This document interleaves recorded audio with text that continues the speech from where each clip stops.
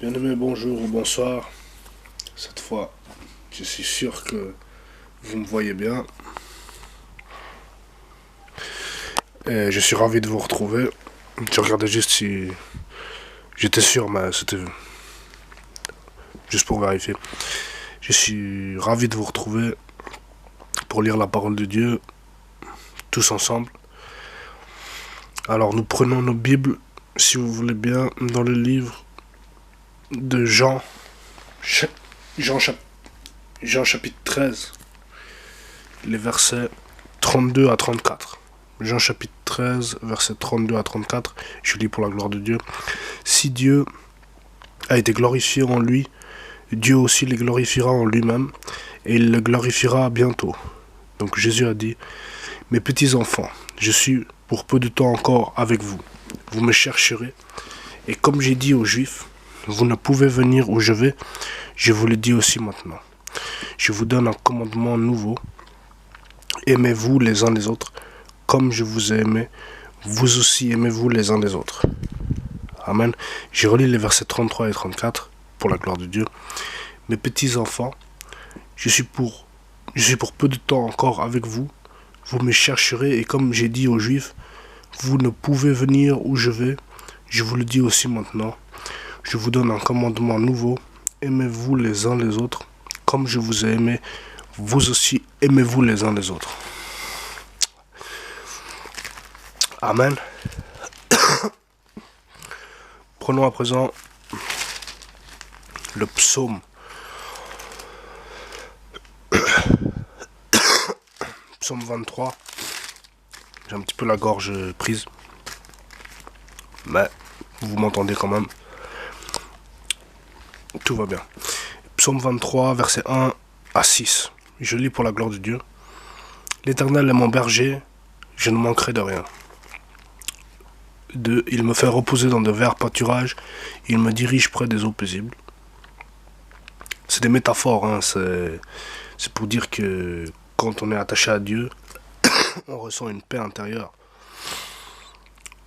une paix spirituelle qui apaise, qui réconforte. Voilà.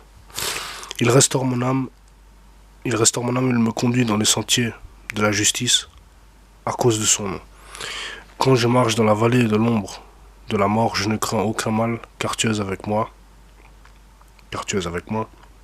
Ta houlette et ton bâton me rassurent.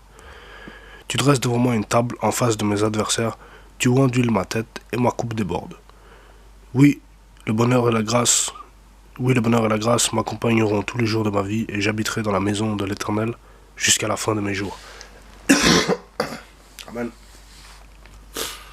Merci à Dieu qui nous permet de lire encore sa parole, de pouvoir la méditer.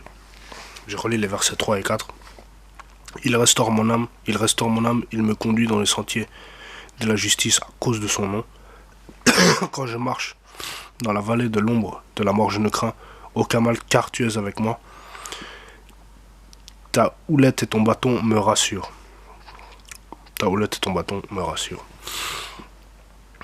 Amen.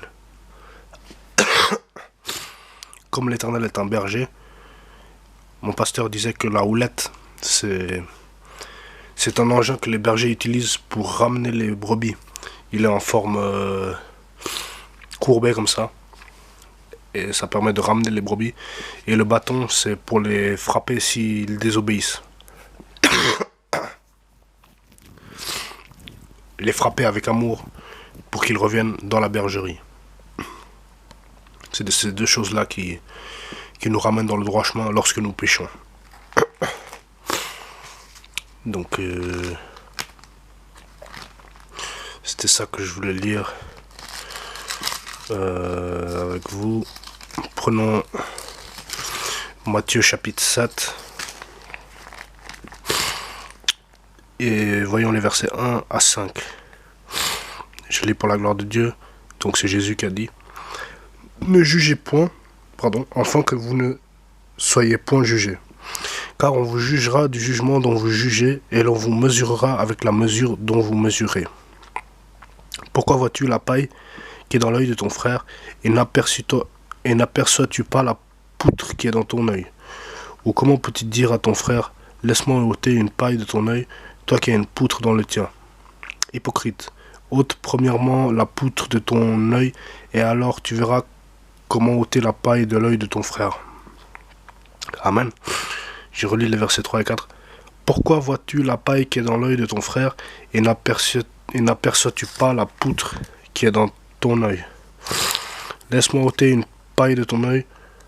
Ou comment peux-tu dire à ton frère, laisse-moi ôter une paille de ton œil, toi qui as une poutre dans le tien. Amen.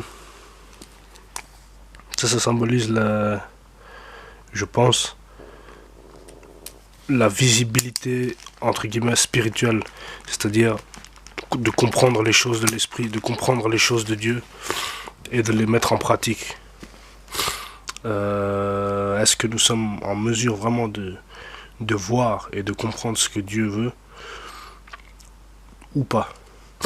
Et si nous ne le sommes pas, il faut que nous cherchions à le voir, parce que c'est ce qui va nous permettre d'avancer dans la vie spirituelle et d'aller de gloire en gloire avec Jésus.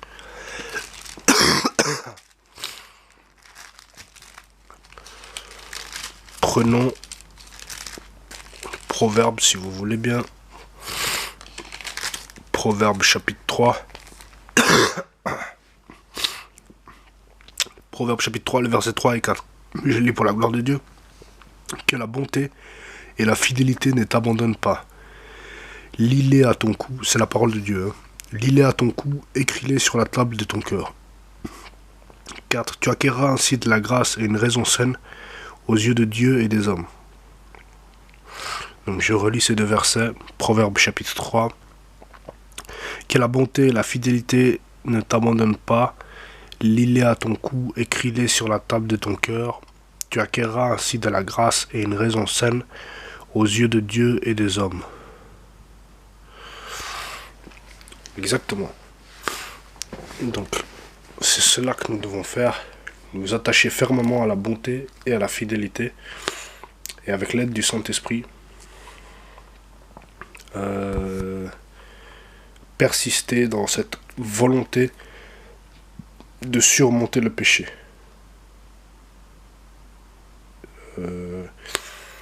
Et si nous y parvenons même, résister jusqu'au sang dans notre lutte contre le péché.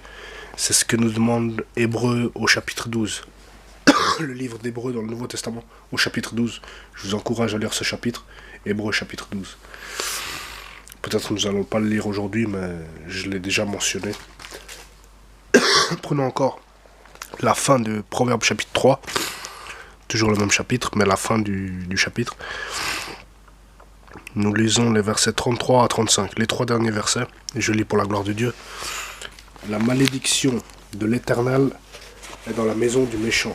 La malédiction de l'Éternel est dans la maison du méchant, mais il bénit la demeure des justes. Mais il bénit la demeure des justes. Il se moque des moqueurs, mais il fait grâce aux humbles. Il fait grâce aux humbles. Les sages hériteront la gloire, mais les insensés ont la honte en partage. Je relis les 34 et 35, pardon.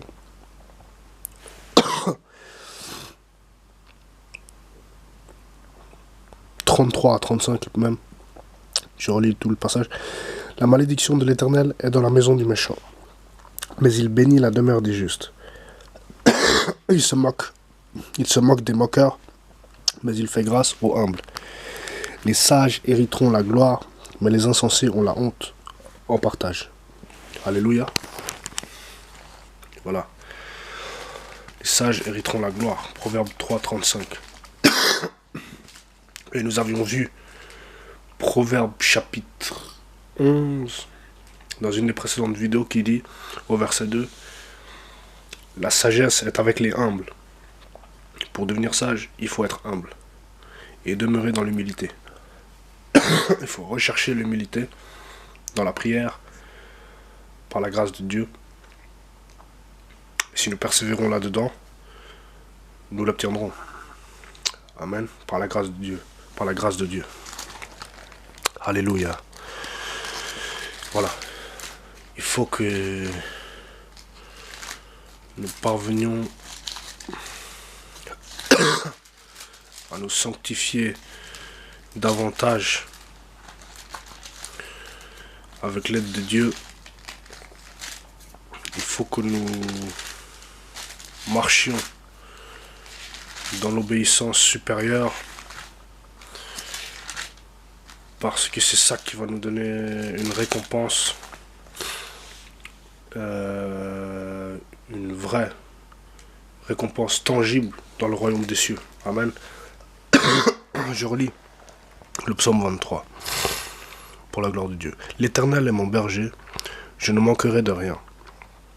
Il me fait reposer dans de verts pâturages, il me dirige près des eaux paisibles. Il restaure mon âme, il me conduit dans les sentiers de la justice, à cause de son nom. Quand je marche dans la vallée de l'ombre de la mort, je ne crains aucun mal, car tu es avec moi. Ta houlette et ton bâton me rassurent. Ta houlette et ton bâton me rassurent. Tu dresses devant moi une table, en face de mes adversaires. Tu ondules ma tête et ma coupe déborde. Tu ondules ma tête et ma coupe déborde. Oui, le bonheur et la grâce m'accompagneront tous les jours de ma vie. Et j'habiterai dans la maison de l'Éternel. Et j'habiterai dans la maison de l'Éternel jusqu'à la fin de mes jours. Amen. Donc voilà ce que je voulais lire avec vous aujourd'hui. J'espère que ça a été utile. Je pense que oui. Continuons à méditer la parole. Continuons à la méditer. Continuons à obéir. Persévérons dans la foi en Jésus-Christ. Dieu est fidèle. Et notre récompense arrive. Notre récompense arrive dans les cieux. Prenons peut-être Matthieu chapitre 5 pour appuyer ce que je viens de dire. Je lis les versets 1 à 12. Matthieu chapitre 5, versets 1 à 12. Je lis pour la gloire de Dieu. Voyant la foule, Jésus monta sur la montagne. Et après qu'il se fut assis, ses disciples s'approchèrent de lui. Puis, ayant ouvert la bouche, il les enseigna et dit : Heureux les pauvres en esprit, car le royaume des cieux est à eux. Heureux les affligés, car ils seront consolés. Heureux les débonnaires, car ils hériteront la terre. Débonnaire, c'est un peu simple d'esprit, un peu spontané comme ça.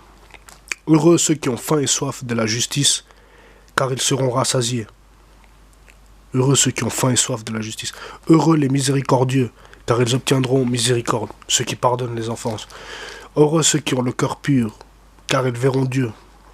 Heureux ceux qui procurent la paix, car ils seront appelés fils de Dieu. Heureux ceux qui sont persécutés pour la justice, car le royaume des cieux est à eux. C'est Jésus qui a dit tout ça. Heureux serez-vous lorsqu'on vous outragera, qu'on vous persécutera, qu'on dira faussement de vous toutes sortes de mal à cause de moi, à cause de Jésus. Réjouissez-vous et soyez dans l'allégresse, parce que votre récompense sera grande dans les cieux. Car c'est ainsi qu'on a persécuté les prophètes qui ont été avant vous. Alléluia. Extraordinaire ce passage. On appelle ça le sermon sur la montagne. Je relis les versets 4 à 10. Matthieu chapitre 5, verset 4 à verset 10. Je lis pour la gloire de Dieu. Heureux les affligés, car ils seront consolés. Heureux les débonnaires, car ils hériteront la terre. Heureux ceux qui ont faim et soif de la justice, car ils seront rassasiés. Heureux les miséricordieux, car ils obtiendront miséricorde. Heureux ceux qui ont le cœur pur, car ils verront Dieu. Heureux ceux qui procurent la paix, car ils seront appelés fils de Dieu. Heureux ceux qui sont persécutés pour la justice, car le royaume des cieux est à eux. Amen. Vous pouvez relire même jusqu'au verset 12 et l'appliquer. Parce qu'il dit que notre récompense sera grande si nous faisons cela et que nous persévérons dans ces choses. Alléluia. Donc, mettons en pratique la parole de Dieu. C'est